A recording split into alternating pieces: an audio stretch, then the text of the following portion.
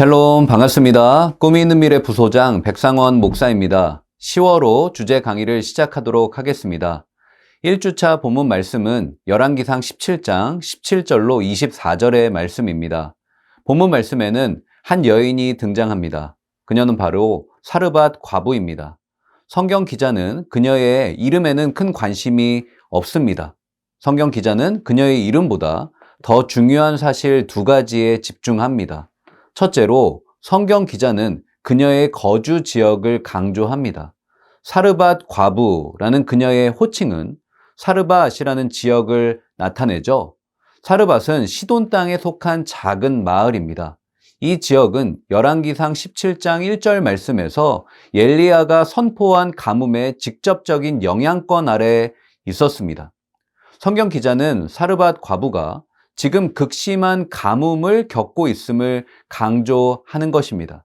둘째로 성경 기자는 그녀의 사회적 신분을 강조합니다. 남성 중심의 고대 사회에서 과부는 고아, 나그네와 함께 사회적 약자에 해당되었습니다.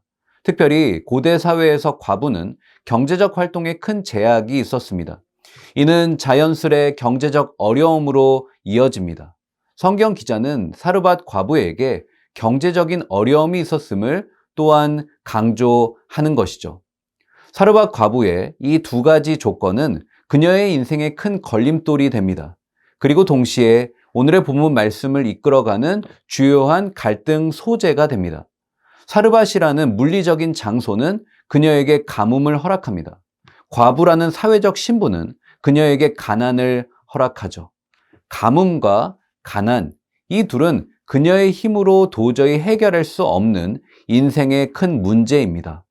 성경 기자는 사르밧 과부가 두려움에 휩싸여 있음을 엘리야의 고백을 통해 간접적으로 기술합니다. 13절 상반절 말씀을 보시면 엘리야가 그에게 이르되 두려워하지 말고. 그녀는 지금 자신의 힘으로 해결할 수 없는 인생의 큰 문제로 인해 두려움에 휩싸이고 있었습니다. 이때 엘리야가 나타납니다. 엘리야는 아무런 소망 없이 나뭇가지를 줍고 있던 사르밧 과부에게 놀라운 이야기를 합니다. 14절 말씀입니다. 이스라엘의 하나님 여호와의 말씀이 나 여호와가 비를 지면에 내리는 날까지 그 통의 가루가 떨어지지 아니하고 그 병의 기름이 없어지지 아니하리라 하셨느니라. 아멘. 엘리야는 죽음의 낭떠러지로 떨어지는 그녀의 인생을 가로막죠. 엘리야는 그녀에게 한 줌의 가루와 소량의 기름이 결코 사라지지 않을 것이라는 기적을 선포합니다. 그런데 우리가 여기서 놀라지 말아야 할 중요한 사실이 한 가지 있습니다. 그것은 바로 하나님의 놀라운 기적이 일어나는 시점이에요. 엘리야는 그때를 여호와가 비를 지면에 내리는 날이라고 정확히 기술합니다. 지금 비는 오지 않습니다. 사르밧 과부는 비가 오지 않는 지금이라는 시간 속에 갇혀 있습니다. 그런데 엘리야는 비가 오게 될 미래의 시간을 이야기합니다. 사르밧 과부의 현재와 엘리야의 미래 사이에는 시간차가 존재합니다. 사르밧 과부의 절망과 엘리야가 선포하는 소망 사이에는 뚜렷한 온도차가 존재합니다. 엘리야는 지금이라는 시간 속에 갇혀있는 사르밧 과부의 시선을 미래로 옮기죠. 현실에 갇혀 사는 그녀의 인생의 타이머를 하나님의 약속하신 미래로 빠르게 감습니다. 엘리야는 지금 사르밧 과부의 현재와 미래의 시간차를 거룩한 상상력으로 극복합니다. 엘리야는 사르밧 과부의 절망과 소망 사이의 온도차를 거룩한 상상력으로 상쇄시켜버립니다. 사르밧 과부는 거룩한 상상력으로 모든 두려움을 극복하기 시작합니다. 거룩한 상상력은 영적인 집중력입니다. 거룩한 상상력은 문제 안에 갇힌 내가 문제 밖에 계신 하나님께 집중하는 것입니다. 거룩한 상상력은 미래지향적인 삶의 태도입니다. 현재라는 시간 속에서 미래의 시간을 살아내는 것이죠. 거룩한 상상력은 숨은 그림 찾기입니다. 내 인생의 페이지 곳곳에 숨겨진 하나님의 손길을 발견하는 하는 것이죠. 혹시 어느 순간부터 하나님의 말씀이 잘 안 믿기고 걱정과 근심 속에 지내고 계신가요? 어릴 적에는 하나님의 말씀 그대로 잘 믿었는데 어느새 하나님의 말씀을 나의 기준에서 재해석하는 우리 모습은 아닌가요? 만약 그렇다면 우리는 두려움의 무게에 짓눌려 있는 거예요. 거룩한 상상력의 날개를 활짝 펴야 하는 것입니다. 누군가 이러한 말을 했습니다. 추락하는 것에는 날개가 없다고요. 두려움에 사로잡힌 내 인생은 오늘도 바닥을 칩니다. 부정적인 상상력은 내 인생의 최악의 시나리오를 써내려갑니다. 내가 봐도 내 인생 어디에도 아무런 소망이 없어요. 이제는 정말 다 끝난 것 같습니다. 모든 것을 다 포기하고 싶습니다. 사랑하는 여러분, 반드시 기억하시길 바랍니다. 내 인생이 아무리 추락해도 하나님은 나를 결코 포기하지 않습니다. 하나님이 나를 포기하지 않는데 왜 내가 먼저 포기합니까? 하나님이 오늘도 나를 위해 기도하시는데 왜 내가 먼저 기도를 멈추나요? 하나님은 오늘도 살아오는 당신의 놀라운 그 인생 속에서 말씀으로 우리에게 선포하세요. 저는 이 영상을 시청하는 저와 여러분이 거룩한 상상력을 회복하시길 주님의 이름으로 축복합니다. 올해 하나님이 내게 주신 약속의 말씀이 있어요. 올해 우리 가정에 주신 하나님의 약속의 그 말씀이 있습니다. 올 한 해 우리 교회에 표가 있습니다. 이 말씀이 하나님이 저와 여러분과 우리 가정과 배우자, 자녀와 우리 교회에게 주신 하나님의 말씀인 줄로 믿습니다. 하나님이 내게 주신 그 말씀을 붙들 때 하나님의 회복과 치유의 역사가 시작될 줄로 믿습니다. 엘리야는 사르밧 과부에게 거룩한 상상력을 회복하라고 합니다. 엘리야의 요구는 사르밧 과부에게는 사랑하는 아들의 목숨과 맞바꿔야만 하는 큰 결단이었어요. 하지만 그녀는 자신의 모든 것을 바쳐 엘리야를 대접합니다. 그녀는 두려움의 자유낙하 운동을 거룩한 상상력으로 가로막습니다. 여러분, 이처럼 우리의 인생 속에 두려움은 끝없이 자유낙하합니다. 하지만 그때 거룩한 상상력으로 제동을 걸어야 합니다. 믿음으로 주님께 기도해야 합니다. 치밀하게 준비하기에 앞서 먼저 하나님께 친밀하게 기도해야 합니다. 그러할 때 부정적인 상상력을 극복하고 두려움의 자유낙하 운동을 극복하여 거룩한 상상력으로 날아오르는 저와 여러분 되시길 주님의 이름으로 간절히 축복합니다. 다음으로 2주차 본문 말씀은 열왕기상 18장 30절로 40절의 말씀이에요. 본문 말씀은 엘리야가 바알 선지자와 대결하는 압도적이고 드라마틱한 장면으로 시작합니다. 바알 선지자들과의 대결을 앞두고 엘리야가 제일 먼저 무슨 일을 했을까요? 무너진 여호와의 제단을 수축합니다. 하나님을 예배하던 장소가 무너졌어요. 엘리야는 너무나도 가슴이 아팠습니다. 그래서 그는 자신의 손으로 무너진 여호와의 제단을 다시 쌓아 올리죠. 이스라엘 백성은 자신들의 삶에서 무엇이 무너졌는지도 모릅니다. 그래서 어디서 다시 시작해야 할지를 모릅니다. 무너진 곳에 주저앉아 있으면 다시 시작할 수 없어요. 무너진 곳에서 일어나야죠. 다시 시작해야죠. 하나님의 제단을 회복하는 것은 예배를 회복하는 것입니다. 예배가 무너지면 삶 전체가 무너집니다. 하나님과의 관계가 바로 서야지만 우리의 삶도 바로 세워집니다. 바라기는 엘리야처럼 무너진 삶의 예배를 다시 회복하는 저와 여러분 되었으면 좋겠습니다. 엘리야는 불로 응답하는 신이 하나님이라고 선포합니다. 그래서 그는 약 15리터 정도 들어가는 도랑을 파고요. 물을 3번이나 붓습니다. 물이 발생할 수 있는 모든 외형적인 조건을 완전히 봉쇄해버려요. 그리고 하나님께 기도하기 시작합니다. 하나님의 능력을 기대하면 기도하는 것이죠. 하나님의 능력을 모르고 사는 이스라엘 백성을 돌이키게 해달라고 간구하죠. 엘리야의 기도에 하나님은 불로 응답하세요.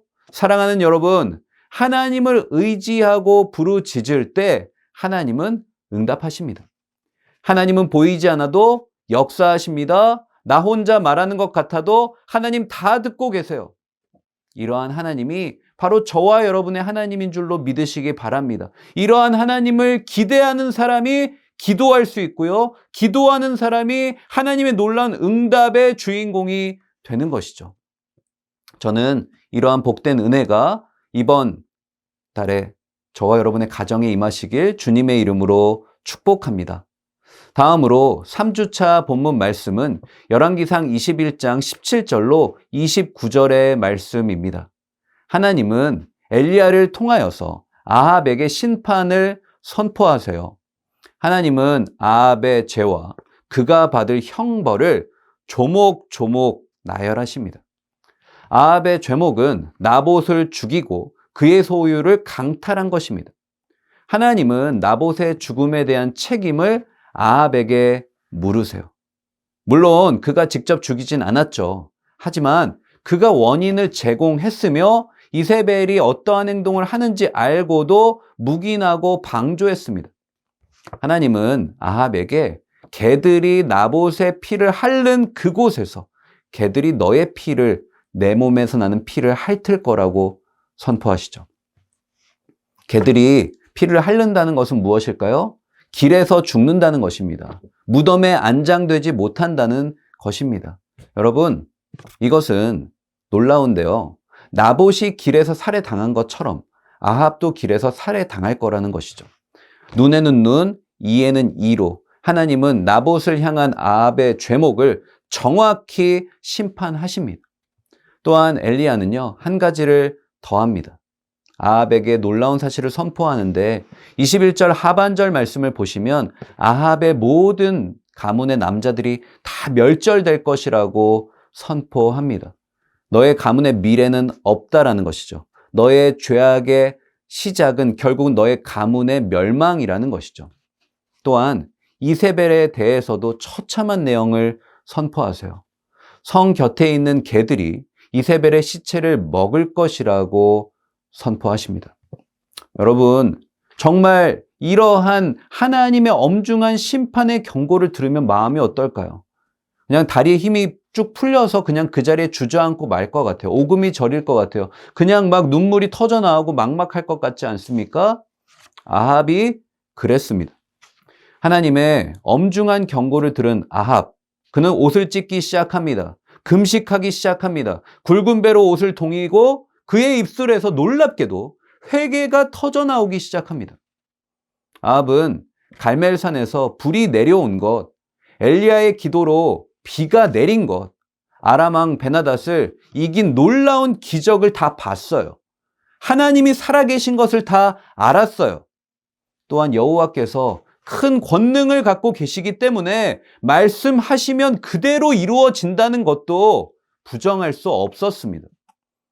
여호와의 능력과 두려움을 그는 알았기 때문에 하나님이 자신을 죽이고 자신의 왕가를 멸절시키고 자신의 아내를 죽일 것이라는 그 말씀은 그대로 실현될 것을 부정할 수 없었어요.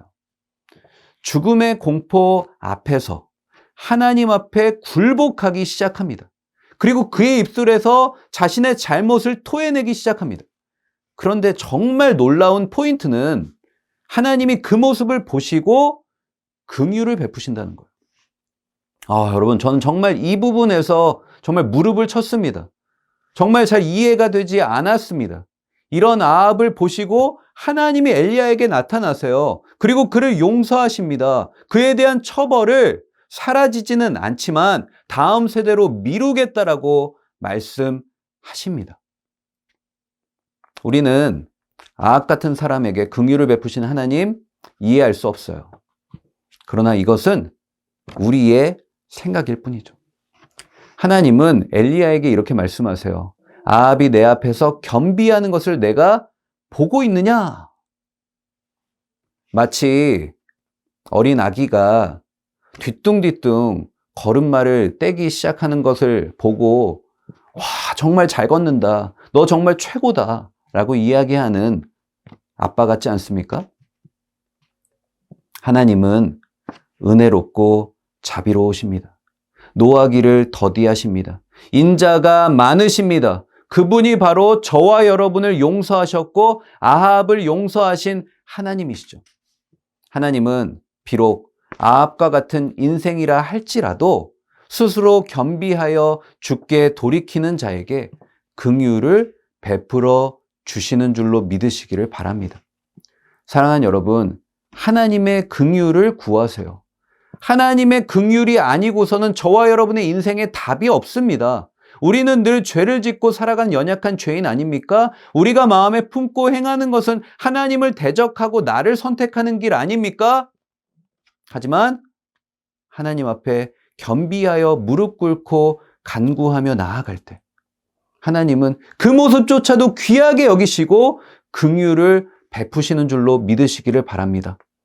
회개해야 할 것이 있다면 진심으로 회개하고 용서를 구하여 하나님의 긍휼을 누리는 저와 여러분 되었으면 좋겠습니다. 4주차 본문 말씀은 열왕기 하 2장 1절로 18절의 말씀입니다. 여러분 이제 열왕기 하로 넘어옵니다. 본문 말씀에서 엘리사가 등장하잖아요. 여러분 엘리사는요 유명하지 않습니까? 엘리야가 갖고 있던 능력의 갑절을 구했던 사람이잖아요. 자, 그런데 여러분 성경을 잘 보시면 엘리사는 부자였던 것으로 보여요. 엘리사를 엘리야가 만났을 때에 그가 소를 몰고 있었어요. 성경에 보면 그에게 무려 소가 몇 마리 있었냐면요 12거리의 소, 즉 24마리가 있었습니다. 그 중에요 하나를 잡아서 제사를 그냥 드립니다. 엘리야를 따르기 시작한 것이죠. 여러분 그런데 자기 소유의 24마리의 소가 있었다는 거 엄청난 부자입니다. 그때 당시에 한 마리만 있어도 부자인데 정말 많은 재산을 갖고 있었던 것 같아요. 그런 그가 모든 것을 포기하고 엘리야를 따라갑니다. 여러분 이게 대단한 것이죠. 여러분 우리는 하나님을 따르겠다라고 말하지만 결국은 내 소유를 붙들고 살아가지 않습니까? 나 자신을 포기하지 못하고 살아가는 거예요. 근데 엘리사가 위대한 선지자가 될 수 있었던 것은 무엇일까요? 자신이 갖고 있었던 이 세상의 자산보다 엘리야를 통해 얻게 될 영적인 능력, 영적인 자산, 갑절의 능력이 비교 불가할 만큼 압도적이라는 것을 그는 알고 있었다는 거예요. 그리고 또 하나, 그는 가슴속에 활활 타오르는 사명감이 있었습니다.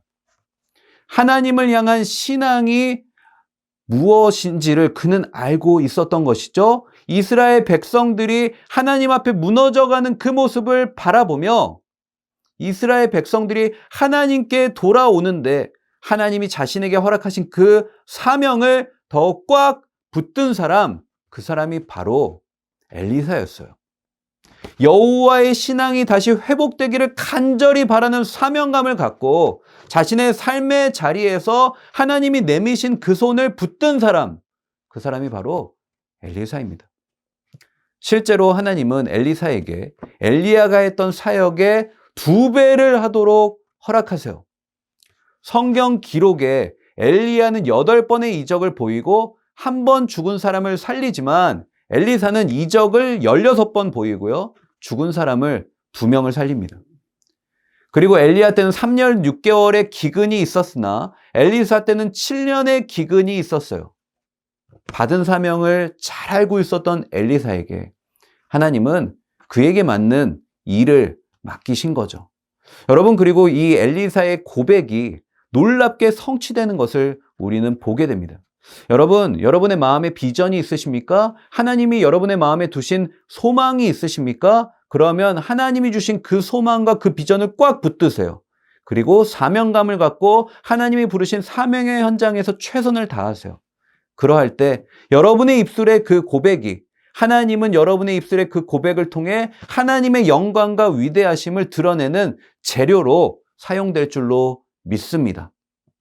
마지막으로요. 5주차 본문 말씀은 열왕기하 4장 29절로 37절의 말씀입니다.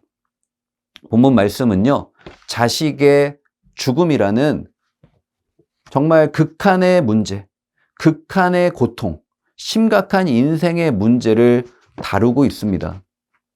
엘리사 앞에 나아온 수넴 여인의 이야기죠. 이 여인이 자신이 당한 말할 수 없는 고통의 문제 앞에서 주저앉기 마련인데 놀라운 모습이 성경에 기술되고 있어요. 문제 앞에 굴복하지 않아요. 주저앉지 않아요. 그 문제를 들고 누구에게 옵니까? 하나님의 사람에게 찾아옵니다. 하나님의 사람 엘리사에게 달려 나옵니다. 할 수 있는 다른 방법을 다 동원해 가면서 헛된 기대와 소망을 품지 않습니다. 오로지 엘리사에게 나와 하나님의 능력과 도우심을 구합니다. 30절 말씀에서 그녀는 하나님의 살아계심을 두고 맹세합니다. 뭐라고요? 결코 내가 당신을 떠나지 않겠습니다. 다른 것 의지하지 않겠습니다. 하나님만 의지하겠습니다. 비록 이 눈에 아무 증거가 아니 배어도 오직 믿음으로 주님만을 따르겠습니다. 사랑하는 여러분, 우리 인생에 일어나는 크고 작은 문제, 여러분, 그것은 우리를 무너뜨리기에 충분합니다. 낙심시키기에 충분합니다. 좌절과 절망의 구렁텅이에 빠져들이기에 충분하죠. 하지만 여러분, 그 이면에는 한 가지 사인이 있어요. 고난의 현장에서 하나님을 바라보라는 신호가 기록되어 있어요.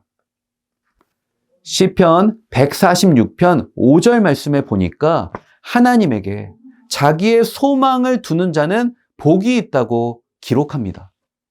하나님이 우리 인생의 소망이신 줄로 믿으시기 바랍니다. 하나님이 우리 인생의 도움이신 줄로 믿으시기를 바랍니다. 이 사실을 꼭 기억하셔서 주의 살아계심을 두고 맹세하오니 내가 결코 주님을 떠나지 않겠습니다. 문제 앞에서 문제 밖에 계신 하나님을 붙들고 문제를 승리하겠습니다 라고 고백하는 저와 여러분 되시길 주님의 이름으로 간절히 축복합니다. 하나님은 우리가 인생의 문제 앞에서 살아서 역사하시는 하나님을 보기 원하세요. 인생의 고통과 문제가 때때로 하나님을 발견하는 기회가 될 수 있다는 사실을 꼭 기억하시기를 바랍니다. 하나님을 바라볼 때 우리의 인생 문제 너머에 역사하시는 하나님의 놀라운 은혜를 거머쥐는 복된 인생 될 줄로 믿습니다. 부디 바라기는 이번 10월 달에 드림웨이브 말씀을 통하여서 주 안에서 더욱더 믿음으로 견고히 세워져가는 우리의 다음 세대, 우리 가정 되었으면 좋겠습니다. 감사합니다.